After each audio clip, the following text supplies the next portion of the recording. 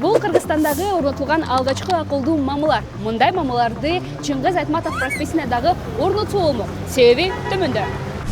Айтматов проспектисиндеги мына бул чоң чырактар өтө көп электр энергиясын сактайт. Бирок үнөмдөө максатында кышы бою өчүрүлүп турду.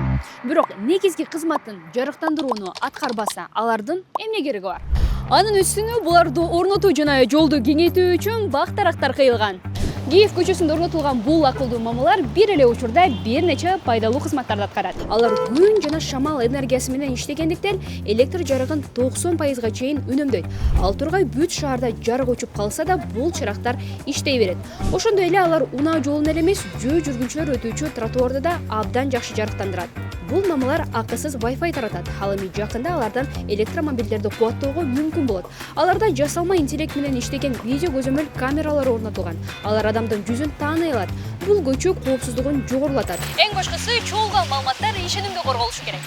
Долбоордун максаты боюнча бул акылдуу мамылар тыгын маселесин чечүүгө тийиш. Камералар унаа агымын талдап, тыгындар качан жана кайсы жерде болоорун алдын ала аныктай алат.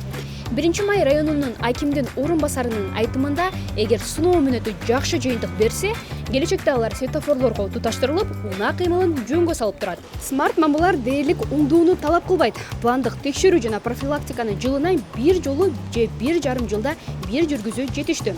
Сырткы көрүнүшү да минималистик жана жагымдуу дизайнга ээ. Ал эми Айтматов проспектисиндеги чырактар соц тармакта бир нече ирет сынга алынып, шылдыңга кагылган. Мындай акылдуу чырактар Ош шаарында да орнотулат. Ал эми сиздерге жаңы чырактар жактыбы? Оюңузду комментарийге жаза кетиңиз.